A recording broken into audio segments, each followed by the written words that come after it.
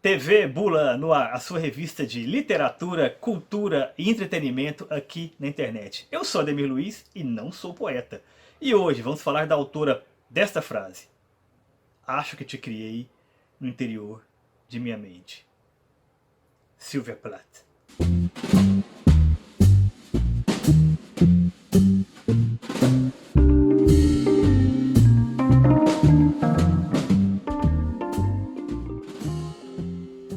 Acho que te criei no interior de minha mente é o último verso de um poema chamado Canção de Amor da Jovem Louca. E eu acho esse título bem significativo porque existe uma certa tendência a considerar, a representar, a pensar em Sylvia Plath basicamente como uma espécie de jovem louca. Na verdade, tendem a não usar muito a palavra louca, mas vocês entendem o que eu estou querendo dizer. O fato é que, por diversos motivos, a biografia da Sylvia Plath, até por motivos ideológicos, políticos, enfim, vários, acabou se transformando em uma espécie de estereótipo da mulher que amou demais, da mulher que se matou por ter amado demais. Isso me irrita profundamente. Falo de sua vida, de sua obra, como se fosse uma espécie de preparação para o suicídio. Nós sabemos que ela nasceu em 1932 em Boston, em uma família de ascendência austríaca e alemã. Tentou suicídio ali no final da adolescência, inclusive foi para uma instituição psiquiátrica, né, onde sofreu terapia de eletrochoque. Ela descreve isso em diários, há muitas biografias tratando dessas questões. Mas ela vai estudar, depois de se recuperar, em Londres, e conhece Ted Hughes, que era uma promessa na época, e tornou-se um poeta laureado, autor de livros como, por exemplo, O que é a Verdade. Esse aqui é um livro de contos, Dificuldades de um Noivo, título significativo. E esse daqui, que é um que eu gosto muito, que se chama Cartas de Aniversário, em que o Ted Hughes escreve exatamente sobre o relacionamento, sobre o casamento dele com Sylvia Plath, que nós sabemos, né, foi um relacionamento bem conturbado, infidelidades, violência psicológica e possivelmente até física, né?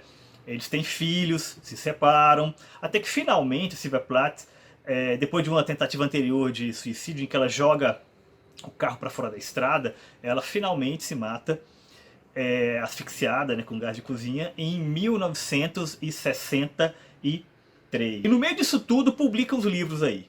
É quase sempre assim, né? Falam de toda essa trajetória triste, trágica e tal, e fala de vez em quando dos livros.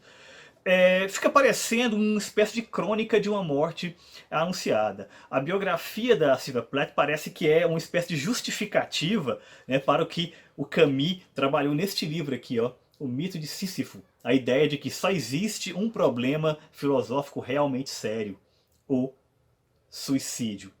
Mas, para mim, isso é muito, muito, muito, muito pouco para um artista como ela. Uma artista profunda, uma artista complexa, e uma artista pretensiosa no melhor dos sentidos. Ela queria fazer grandes obras, né? E que, sobretudo, que se dedicou profundamente às artes. Por exemplo, quando falamos de Hemingway, Virginia Woolf, o próprio Mishima, né? Todos eles suicidaram, mas eles em momento algum são definidos pelo suicídio. Em momento algum. Por que a Sylvia Plath deve ser? Por isso, vamos falar aqui de sua obra. Há sofrimento nela? Há, com certeza. Mas o sofrimento não é um fim, o sofrimento é um meio. A Sylvia Plath, para percebermos isso, ela escreveu para a mãe, a um certo momento, né, uma carta em que ela dizia o seguinte: sempre busquei o sofrimento junto à afirmação literária. Isso abre margem para pensar no seguinte, que ela relacionava a produção da grande arte com o sofrimento. Sem contar, né, que ela se imolou por isso, né?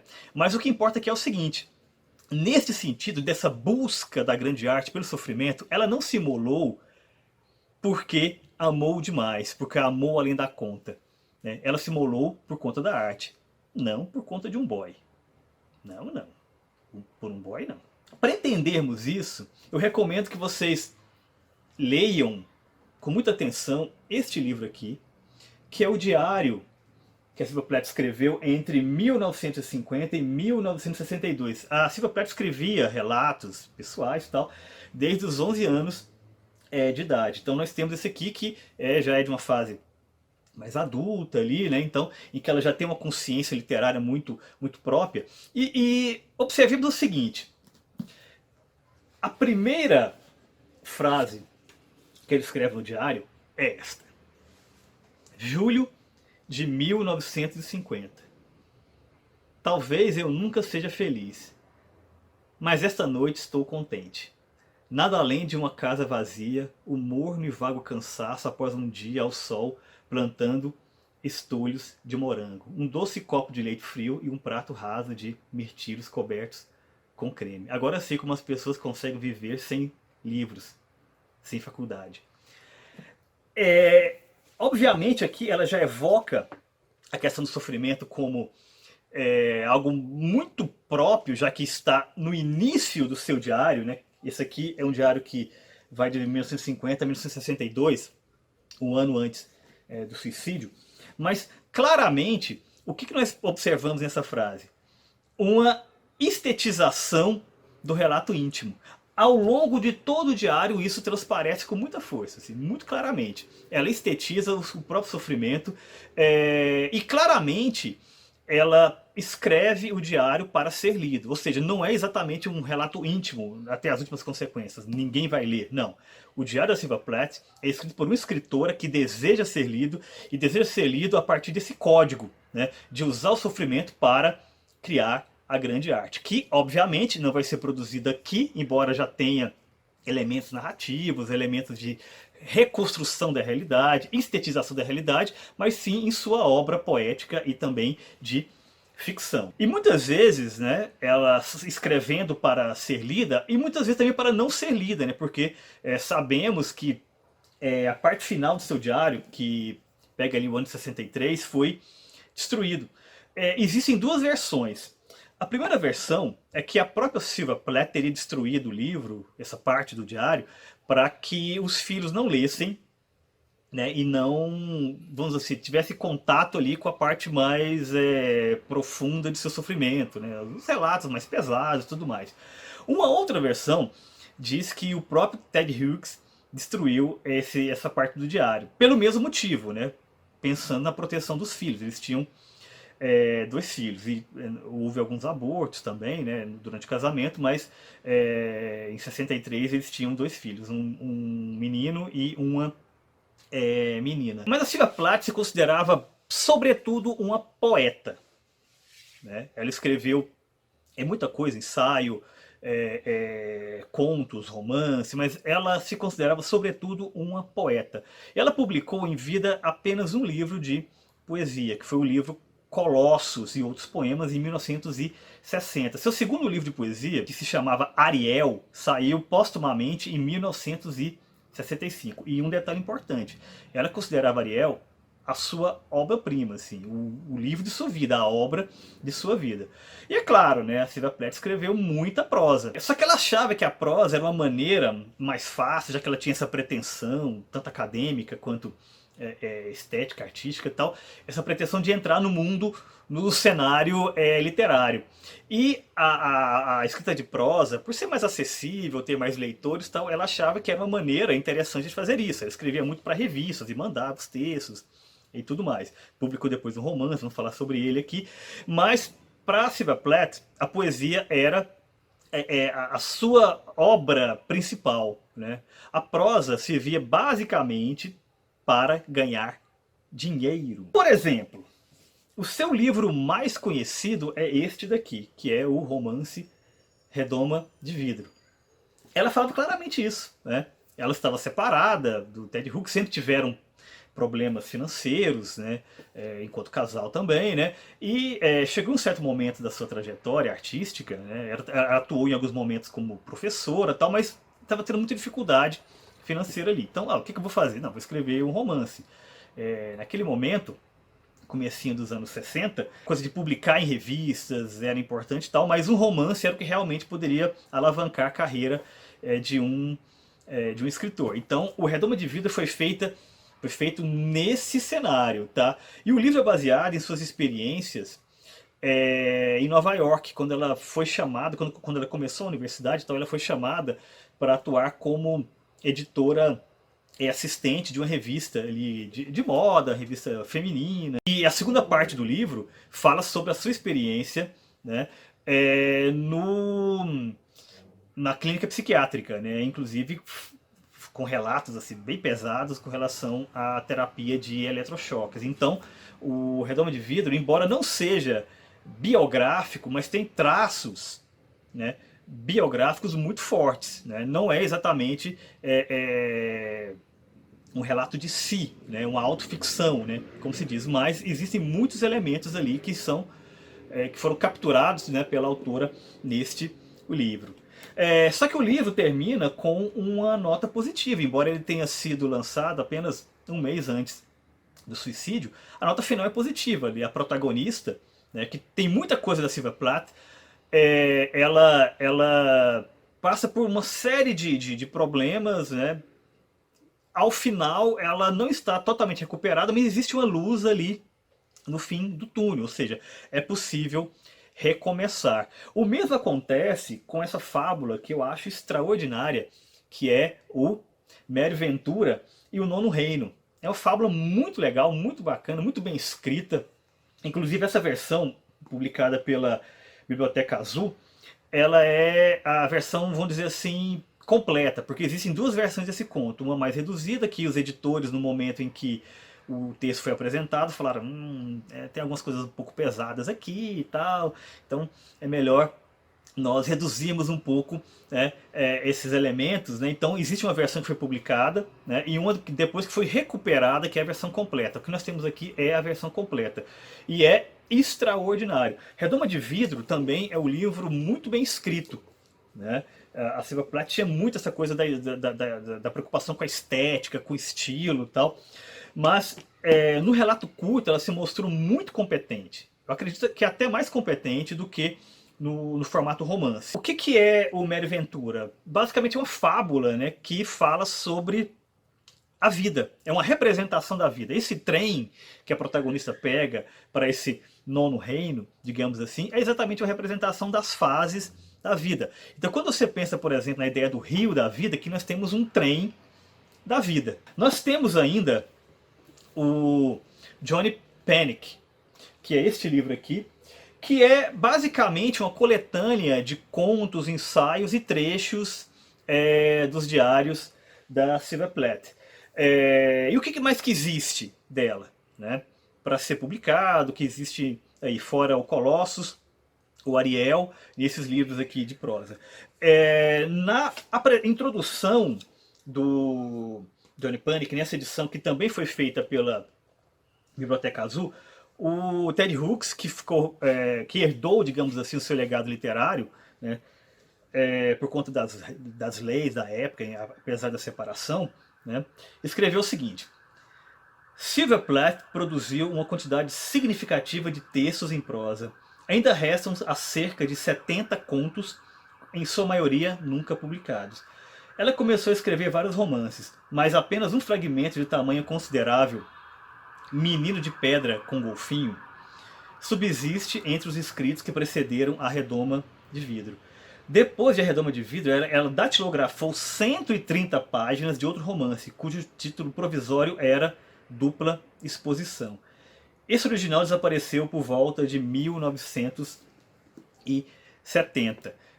Será que desapareceu mesmo? Na verdade, essa é uma pergunta que muitos estudiosos da obra da Sylvia Plath se fazem. Mas se sabe o seguinte, o Ted Hughes, pouco antes de morrer, ele viveu muito mais do que ela, né?